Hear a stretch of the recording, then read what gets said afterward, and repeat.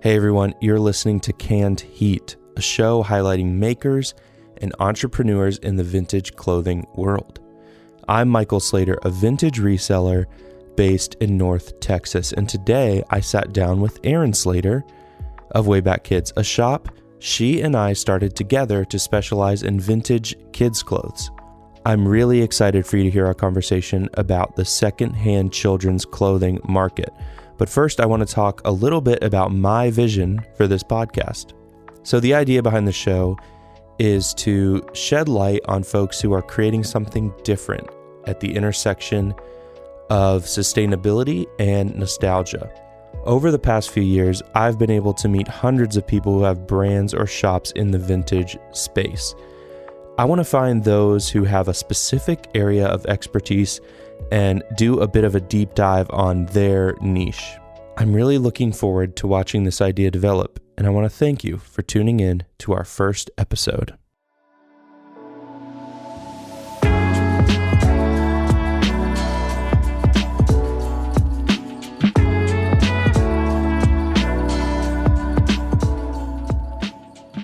All right, well, I am here with Erin Slater, who is my wife and who runs our vintage kids clothing I don't business. Run. Sorry. Stop. I have a feeling you're not going to like hosting me. Well, You're very professional. that I try to be professional, but I'm used to our dynamic. So that's advantageous. So for those who don't know, what is Wayback Kids and how did it come about? So Wayback Kids is our little business. We sell kids vintage clothing, and it was inspired by our son, Grayson. When we had him, people started giving us kids clothes that were vintage, and I honestly wasn't really into vintage much. I had some Harley tees that I loved, but that was about it. But once people started giving me clothes for Grayson, I was just like, this stuff is crazy, and kids clothing is way better than adult clothing. It is true that when we were dating, you were not much into the thrifting. I remember you saying that you hated the smell of thrift stores and you would never want to come into thrift stores with me. Yeah, I remember in college, because that's when we met and when we started dating, but you would just go to thrift store after thrift store and you would think that that was a fun date for me, and it wasn't. It would probably be a fun date for you now. Yeah. But it's because you're into it now. Yeah. Yeah. I do kind of feel lucky in a way, because when I talk to other vintage sellers, male or female, it's always like, oh yeah, my partner like hates that I do this, or like, I wish they were into this in the same way I am. So I think like, I do think of it as a blessing that like you found your own niche that you kind of are into. And I think, didn't we kind of start way back like thinking that we were going to do more like upcycling, and like for some reason we weren't really thinking about selling kids vintage as much as we were like making baby like onesies out of vintage and stuff. Yeah, I mean, I think that we just had a lot of adult vintage that wasn't being used or like being sold or listed. And so we just had the thought of like we can make rompers and jumpers and stuff out of like adult vintage tees that maybe were considered mids in the adult world, but would be really cool as like a kid's piece. Yeah, because I remember we haven't done that. No, we haven't. But I think it's only because like the, sourcing and then selling, not really doing the upcycling. I think it's because that's taken off a lot more than we expected. So as a result, we kind of put the upcycling thing on the back burner, because I remember we got a sewing machine and we made some patterns and we were trying to get into sewing, and neither of us really are sewing people. No, I'm not a crafty person at all. And I think that's like a big reason why I haven't tried it because like I would love to do it. I think we could make some really cool stuff for kids, but it doesn't really interest me enough to go out of my way to Yeah. learn how to make something. But Yeah. I was just thinking the other day, like, I really wish I could find a passion for sewing and like creating, and I still hope to, like, one day I hope that we can do that, but it's a lot of work, and it's definitely a skill all its own. And I don't feel like it's one that we've really gotten passionate about. So people started bringing us kids clothing when we found out that we were having a kid, and the collection grew, and we started finding like 6-year-old and 7-year-old pieces. yeah, I remember like right when I found out I was pregnant, Barry from Dated Faded Worn hosted a kids and women's event, and like Yeah. that's really what got me super pumped about kids vintage, because like I went in there and we bought from Thrift Story and we bought from somebody else. Cool Hand Vintage. Yeah, and SL Vintage. SL Vintage, yeah. And just like seeing their racks, and like I was so excited to get clothes. I didn't know if we were having a boy or a girl. Yeah. That's really the event that That's I feel the onus, like got me really pumped about it. That's so cool, yeah. And it's kind of amazing, like, looking back now that we are so plugged into the kids vintage community. It's kind of amazing how like there was a kids vintage event back then, and like we didn't really even think anything of it. Yeah. But I don't think there's been one since, and we've even had the idea of hosting a kids vintage event. But yeah, that was really cool. That was a really cool time, and that was an eye opener, I think, for both of us, because we saw like, oh, this is a thing. Like, we could do this.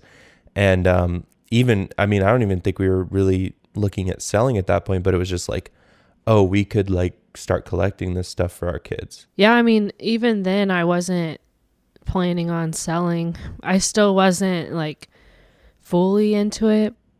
Yeah. I think like once COVID hit and I was staying home with Grayson, and we were just trying to figure out what we could do. And so we looked over at our stack of kids vintage and was like, well, let's try it. It's interesting how COVID was really a propeller for so many people. Like, the virtual flea like kind of ramped up during that time, and a bunch of events started being created. People were starting vintage pages in droves, and us included. I mean, like you said, we were kind of at home in lockdown with our son, and we were just thinking like, what can we do to kind of do more? Because we had the adult page, Slater Thrifts, going, and you were helping with that, but it was like, what else is there that you can do that like you might be able to latch onto and start working on? And then we started doing lives on the kids page. So talk about the lives and how they started, what we've been up to, and where we plan on going with them. Yeah, so I go live every Tuesday evening on Instagram to sell kids vintage, which we actually started just going live, just the two of us, which I was shocked when I looked back, and we started going live like really early on to like creating the page. Yeah. Well, during COVID, during the lockdowns, it was a lot of lives anyway. Yeah. So yeah, we just started just us, and then I really wanted to get other resellers involved, which was harder and still is pretty hard to get other sellers to like want to do it. So when we first started, the kids vintage sellers, a lot of them hadn't even seen what going live meant. Yeah, and I mean, that's a big reason why I wanted to start the lives too, is just to build that community in the kids vintage world, and also just to kind of give everybody another, or like show another outlet of a way of like getting money in and saving time. And I wanted to start going live with other resellers because I wanted to help promote other pages. I guess my vision for it is to just be resourceful. I want to be there to help other people. I want to help our customers learn more about vintage. I want to help other resellers know more about vintage. I feel like there's such a competitive atmosphere over reselling, and I just don't think it has to be. I think there's plenty to go around. Absolutely. And I kind of want to bring the community together. Like, I love going live one-on-one with somebody. I feel like that gives us more time to kind of pause and like talk about vintage, or even like dive into, personal conversation just to get to know each other. But I also really love doing open lives because that's like more rapid and we get more people in, and I feel like that is just such a fun way to bring the community together. And yeah, so you've talked about a live sale, which we call Claim Sale Tuesday, which is kind of like the first iteration of it. And then you've also mentioned an open live. So for those who don't know, a typical claim sale would just be like you and one other person live the entire time. Yeah, I usually try to find one other vintage reseller to go live with me. And if I can't find anybody, it's just little old me. I usually make you do it with me. Right. If I'm well, by it myself, does. It is kind of awkward just talking to a camera by yourself. I love it though. I think that's my favorite part about the lives, is getting to like read comments and talk. But so Claim Sale Tuesday is just, I go live with one other reseller and we show about 25 to 30 pieces of vintage, and you can claim it right there on the live. Right. So Claim Sale Tuesday in the typical fashion is you going live with one other reseller, and then you also have every once in a while you do the open live, which is a chance for a bunch of different resellers to pop in throughout the night and show stuff in kind of a shorter format. Yeah, open lives, so I let anybody request to come on the live and sell kids vintage. Each reseller gets 20 minutes max, which I feel like that's a good amount of time. Yeah, it's way longer than it seems. Usually a typical open live lasts 3 hours. I've had one go for 4 hours. People could just get really excited about it, and it's a good outlet too for adult resellers. I know a lot of adult resellers just have kids vintage sitting around because they don't want to leave it, and so that's like the biggest reason I do an open live is for them to have a way to sell kids vintage to an audience that's looking for kids vintage when they don't really have the following for that. I like that the open lives have been an opportunity for really any type of vintage clothing picker to kind of hop in and show what they have, even if it's only a few things, and then they hop in and hop out. Yeah. We had one guy or one group of guys who came in and like showed one piece. Oh yeah, and they did an auction. They like ran the auction on it and just dipped out, and that was like so fun. That's one thing with Wayback Kids that I'm really proud of that we've done, is kind of moving into that space as a kids vintage page. We're certainly not the only ones that are doing it, but when we started, there certainly weren't a lot of lives, kind of created for that audience. And I think that's been the single best way for us to connect with our customer base. We've built up a lot of regular customers through that. Yeah. And because I think it's so important to show your face. Yes. With your business. Like, people want to know who they're supporting. And so I feel like the lives have helped people like get to know us. But it's also just really connected us with so many different resellers that we probably wouldn't have connected with. So I think that's been really cool too, forming lots of internet relationships. Yeah. We've even met our internet friends in person. Yeah.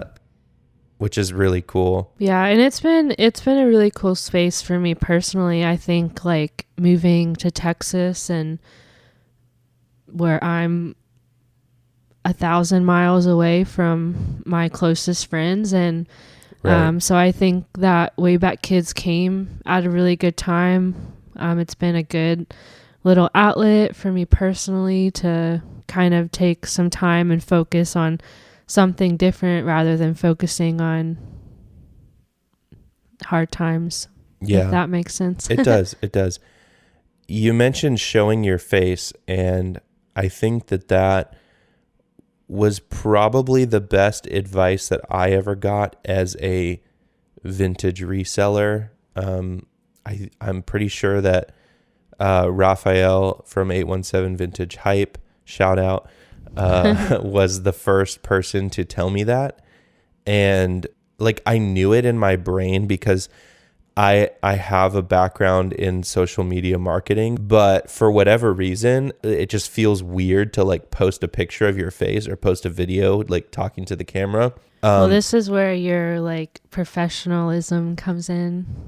What do you mean? I just feel like you're so like, I don't know that I can show it with my hands, but nobody can see my hands. But I just feel like you're so by the book, and like you have to make sure. Her hands were making a bulleted list, like one hand tapping perpendicular to the other hand and making a list. Yeah. So that's what I remember like you working on showing your face more on your Instagram, and like me being behind the camera trying to get you to like lighten up, and it's not everything is not serious, but not everything has to be so that was a perfect. That was a big move for me. And even like the other day we were at an event and I like reshot the video 10 times because I like to polish things. I kept trying to jump in and make a stupid joke, and he didn't like that very much. She was trying to be funny. She was trying to be light I'm not funny. Keep it light.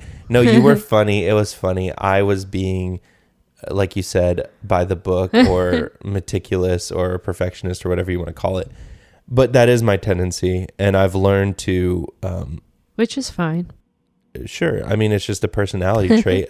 At best, it's a personality trait. At worst, it's a personality flaw.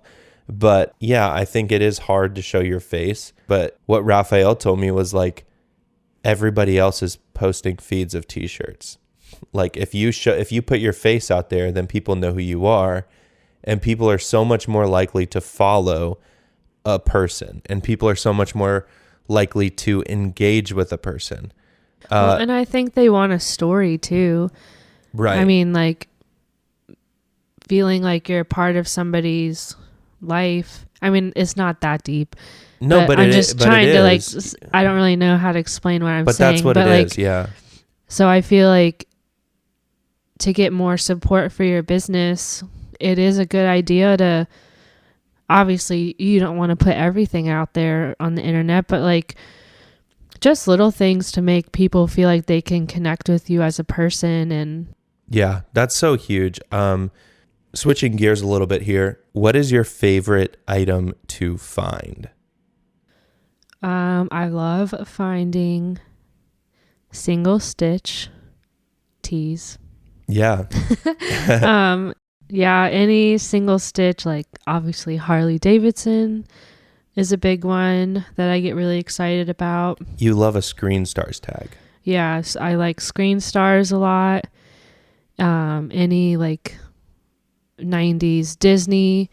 For those who don't know, Erin owns a Harley Davidson, and you said earlier like that was kind of your segue into vintage.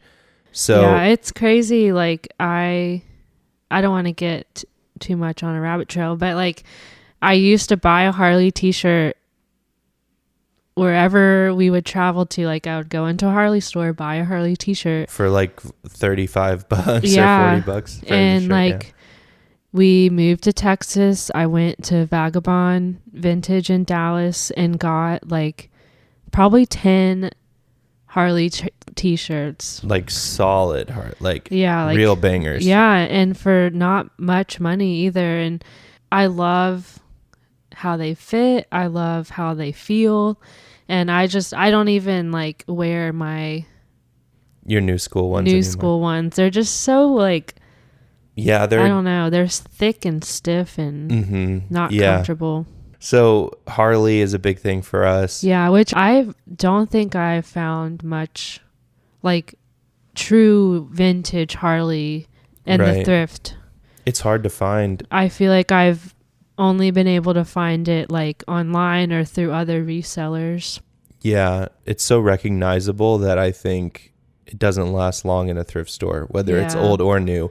And not to mention, like, kids Harley Davidson is a lot more rare anyway, just by being a kid size, because if you go into a Harley dealership right now, there are hundreds of adult t-shirts at any one Harley dealer. Yeah. And then there's like a little tiny kid section with like a handful. I remember when Grayson was a baby and we were buying stuff for him at Harley dealerships, it was like they might have one baby piece like in the whole place. It makes me really happy that I got into this when we did, because like vintage Harley kid pieces are just the absolute coolest. We have a great little archive. I can't like imagine. Just the stuff that they make for kids today is so cheesy. Like, yeah, it really is. There's one new modern one that's like something about forced to walk or something. I hate cheesy Born sayings. to ride, forced to walk. I hate sayings on baby butts. Like, yeah, they don't need a tail on their bum. That's a very interesting thing, and it's a bit of a rabbit trail, but like sometime around the early 2000s when we were kids, like quirky, kooky, ironic phrases on t-shirts became really big. I remember being in middle school and even elementary school, and like every boy's shirt was like about video games or I hate my sister.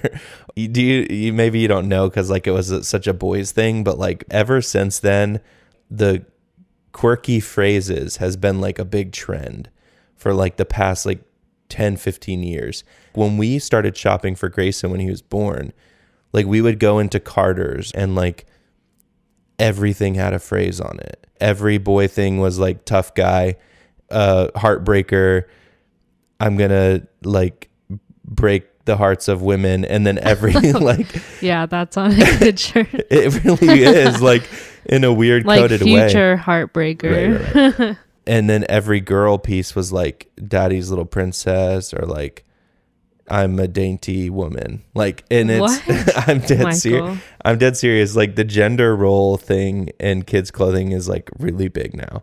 And like when we were, that's like a whole nother topic. Well, it is, and that's a whole nother podcast episode that we can get into gender roles. It is a whole nother podcast episode, but I do think it's interesting that like one of the more recent trends in kids clothing is like the phraseology of shirts. There's a little bit of that with vintage, but like I feel like you're more likely to find like a cool pattern, a cool image, or like an animal like that's more common in the vintage kids world than like daddy's little boy or something. When our kids are our age, they're gonna like be in the thrift store and find an emoji shirt and freak out and be like, oh my gosh, this is worth $100. It's a grail.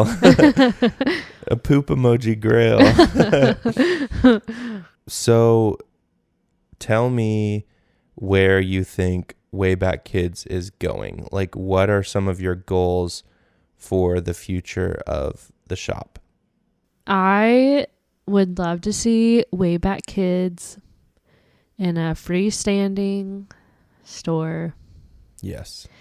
But I think Kids Vintage has a lot of work to do before we can get to that point.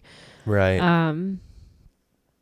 I think we've been trying to experiment different ways of selling kids vintage, and you know, we've gone to different cities to sell vintage, and that definitely has been an eye-opener, because I feel like on Instagram it's so big, like Right. you have people from everywhere that want it, but it's it's specific people that want it. It's not like everybody, like there might be one person yeah. And in like a certain city. DFW, Dallas Fort Worth area, where we do events, vintage is so big here. Like Right. it's so big here, and I just feel like that's why we're so successful with events here, because people are coming to shop for themselves, and then they get to our booth and they're like, oh shoot, kids vintage, like Right. didn't know that was a thing. And so then they buy for their kids, their nieces and nephews. We've had people buy for their dogs. Like Yeah. it's just, so I feel like people have a lot to learn about kids vintage. I don't think every place is quite there yet. It's just that the market needs to grow. Right, market. That's the word I'm trying to And the find. market, so for the adult vintage world, the market has grown, right? Because even 5 years ago, like you couldn't really, I mean, there were some vintage shops around, right? But like they weren't like doing gangbusters. Where like now there's like, I mean, I don't know, like 20 something on the low end, just like in our direct area. And like they're all growing fast and like expanding. And it's like the culture is just growing so much. Whereas with kids vintage, it's just not, it's more niche and it's not there yet. And a lot of people haven't yet been kind of converted, you know, into the idea that you can wear secondhand, even your kids can wear secondhand clothing. Yeah, and I was going to say, I think that that's a hard thing for parents, because when I got pregnant, Michael came home with a thrifted item for Grayson. Yeah. And I told Michael, I was like, our kid is not going to wear used clothes. Like, and I feel so awful saying that. But that was my mindset. And Right. I'm so thankful that it's changed. We save a lot of money. Yeah, and buying it's secondhand, and we're helping the environment as well. And right. Well, it is an educational thing, right? Because like you said, when we had Grayson, you're just like, oh, I'll never do it, because like you think it's somehow like dirty or like, you know, you think there's like some DNA that's like coming with it, but it's like if you're washing your clothing like you would, I mean, it's pretty much the same thing. yeah, I'm glad that like I'm really into it. Yeah. So we have a freaking cute kid. And we do, and he's got some great pieces, great outfits. But it's funny because sustainability is like a Instagram buzzword, right? Like it's very hipster to be sustainable. And a lot of parents that I see that I follow on Instagram talk about sustainability. They talk about organic cotton, they talk about bamboo, like they get that part of it. I'll just put it this way. I saw a mom a couple years ago post, did you know that like it's actually sustainable to go to a thrift store and find clothes for your kids? Like she was saying that like as if it was a revelation to her. And all the moms like that had commented were like, wait, really? Like that's sustainability? Like it just hadn't even crossed their mind, because I think they had associated sustainability with like this group of brands is sustainable because like they use less water in their production. They had looked at it that way, but they didn't even make the connection that like it's actually more sustainable to buy a garment that already exists than to create a new one with quote unquote sustainable practices at play.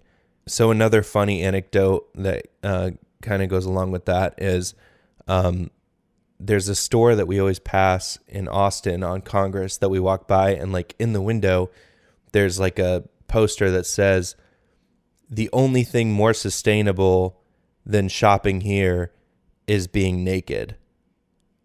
And it's supposed to be clever, and it is like kind of funny, but then I'm like, wait a minute. They're saying the only thing more sustainable than buying a new garment is like not wearing any clothes.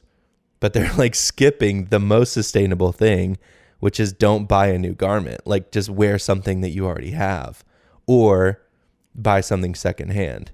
So it's kind of just interesting how like the concept of sustainability can be so misunderstood. And so, like you said, I think we just have to do whatever we can to educate the parents on what it looks like to dress your kid in secondhand clothing. Yeah. Yeah. And I would love to like try to do a pop-up in like a children's boutique or something where parents are already shopping to kind of show that like vintage is a thing for kids. And yeah, because those are the people that I think would buy in, because they are already there with like, I want to support a small business. yeah, They're already there with like, I'm down with sustainability. I want like organic fibers or whatever. And they're already like there with like, I'm putting thought into what I'm putting on my kid. I'm not just like buying everything from Walmart. You know, nothing against Walmart, but it's mass produced. Oh, you have something against Walmart. I don't like Walmart, guys. But seriously, it's not like they're just buying everything at a big box store. They're like trying to be thoughtful about what they're buying their kid. So I think if you could kind of get to those parents, those folks, and like tap into the nostalgia and say like, hey, remember Alf? Remember E.T.? Like these things that like you grew up with, like you can kind of relive those memories with your kid. It's sustainable, but it's also nostalgia. Yeah. So I really do hope that one day it can get to the point where we could have a store for kids' vintage clothing. But I also hope Wayback Kids can be just a place where people come for resources. I hope that it's a safe place where people feel they can come and ask us questions about vintage and just anything. I just want to be there for people. And yeah, well, you mentioned earlier like just wanting to help other people out, and I think that's like something that I really admire about you is like you've always kind of been that person for people of like, I'm not here to just compete with you, you know. I think of like when we were coming up in music, like also a very competitive industry, a competitive field. I think we both tried to have that mentality of like, I'm not really trying to be in competition with anybody else. I'm just trying to do what I do. And like, if I can help someone along the way, like, you know, that'd be great. Not to pat ourselves on the back, but I think it's something that, you know, a value that you and I both kind of share. I think those are both great long-term goals. What are some short-term goals that you have for the shop? I think a short-term goal that I have is to be more consistent. I think I struggle. I do really well at posting and listing on the website for a while, and then I tend to kind of like have moments where I just fall off and don't post or don't list.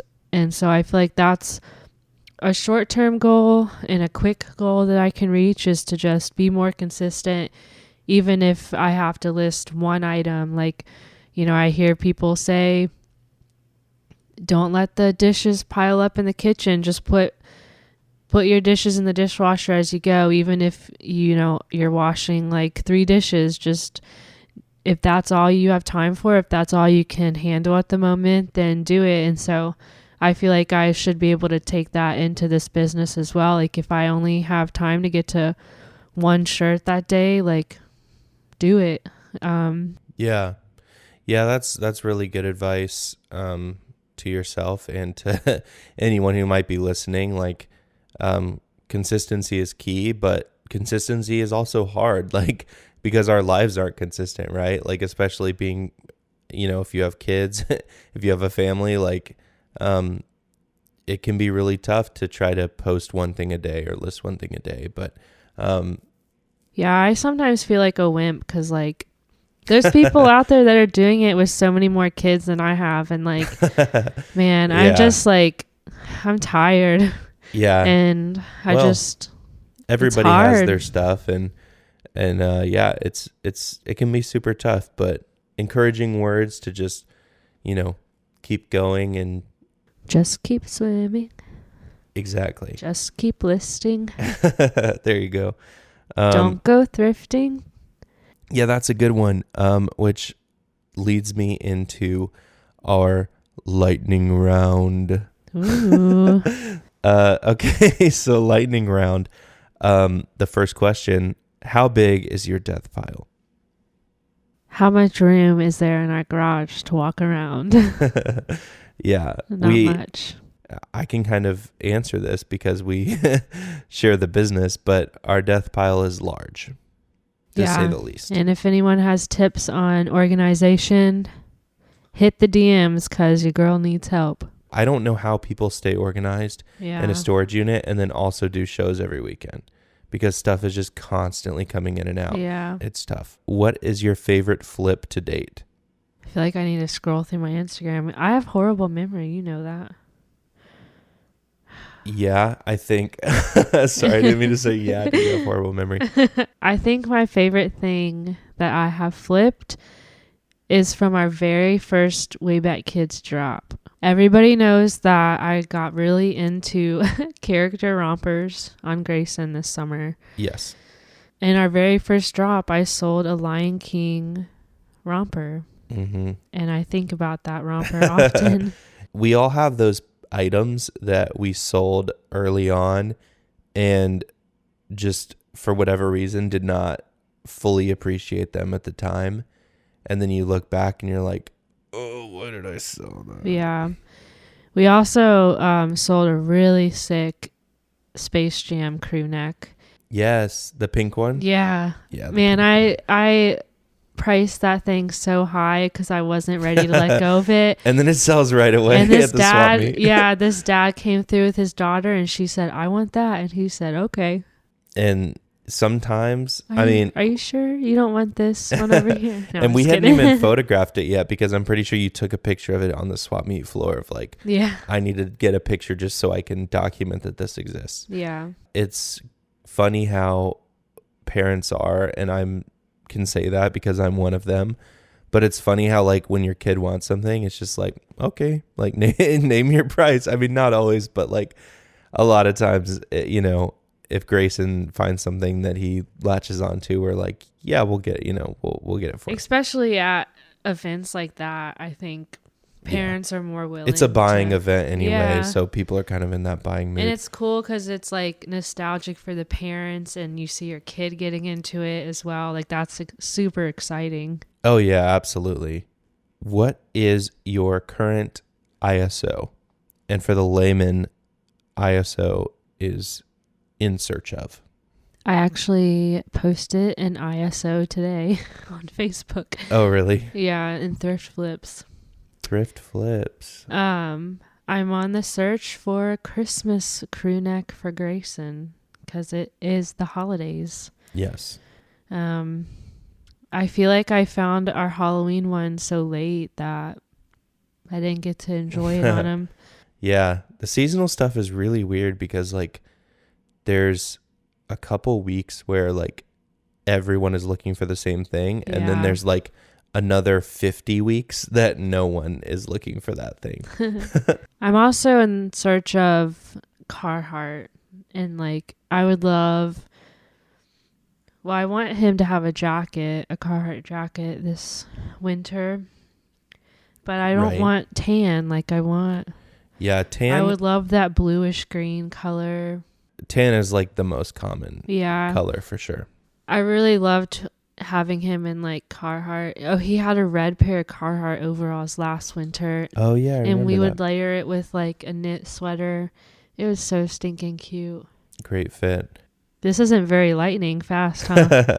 Well, it's okay. It's just the idea is that we're going through the questions in a more formulaic way rather than being conversational. And I have to try not to be conversational and go down a million rabbit trails. Yeah, Michael talks a lot, folks. Like, what? If you ever tell me that Michael is a quiet human, I'm going to tell you you're wrong. I'm an introvert, but I'm a public-facing introvert, but to those who know me, I'm very extroverted. I have Is to that ask fair? him to be quiet sometimes. Yeah, and sometimes I've learned, and That sounds so mean. no, it's not mean. How many years have we been married? We've been married 3 So I've learned in 3 and a years. half. I've learned in 3.5 years that sometimes I just have to say, "Hey, Erin, am I talking too much?" Or what's more common is I just say, "Oh, I'm talking too much," and then you just kind of nod, and I'm And like, he "Okay." realizes because he's been talking for like 15 minutes and I have yet to say one word. I realized 15 minutes too late Yeah. that I've been recording an hour podcast in my mind. Okay, in-person thrifting or online sniping? Ooh, online sniping. Yeah, Just- you've been online sniping a lot more frequently these days. Oh, really? Yeah. Right? I mean, when we first started, I don't know that we bought a whole lot online to resell. Yeah. I honestly don't remember the last time I was in a thrift store. Same. We went thrifting in Kansas City a couple weeks ago. Yeah. I feel like online it's a little easier because you can look specifically for what you want. Right. And But I do miss the joy of like the serotonin of finding something in the I wild. do miss finding something, but I get really discouraged in this area. Like I think that's why I stopped going out. Like There's just so many folks I just out there. feel like I never find anything. So many pickers. Yeah. And I'm the worst at comparison. Like I look at other people's Instagram stories that I feel like literally find something so amazing every single day in their thrifts. And like, I feel like it takes me months to find just one amazing item here. Yeah, I'm also bad with comparison. And I think it's hard to look at what other people are doing. But as cliche as it sounds, I think the first solution is just to try not to compare yourself to other people, as basic and easy as that sounds. It's definitely easier said than done, but you also have to remember that like Instagram is kind of the highlight reel and people are posting like they're only posting the crazy stuff, you know. People aren't always posting like the bread and butter mids that you find all the time. Yeah. Well, with that, do you have any closing thoughts or words of wisdom? Have fun. I'm going to leave it at that. Hey, thanks again for giving this podcast a listen. You can help us to get off the ground by subscribing on whichever podcast platform you use and rating and reviewing us on Apple Podcasts. And if you know someone creating a unique shop or brand related to vintage clothing who you think would make a good guest for our show, feel free to let me know at Slater Thrifts on Instagram. If you want to keep up with this podcast, you can follow at Canned Heat Pod on IG. I'm going to try to use that page more as this show grows. Well, that's the show. I'm Michael Slater. Don't forget to wash cold and hang dry.